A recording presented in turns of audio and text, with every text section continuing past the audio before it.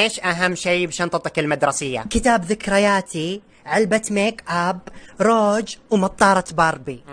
طيب قلم، مسطرة. استعير من اي احد. مين افضل ابلة عندك؟ ما ادري، بس اتوقع بتكون ابلة البدنية. يقولون اني مرة شاطرة بالكورة. ما ادري. دائما ازم اخوي الصغير. انت فاشلة بكل شيء اصلا. اقول الزم حدودك. طيب مين متحمسة تقابلي اول يوم دراسة؟ صراحة سريري لما ارجع من الدوام.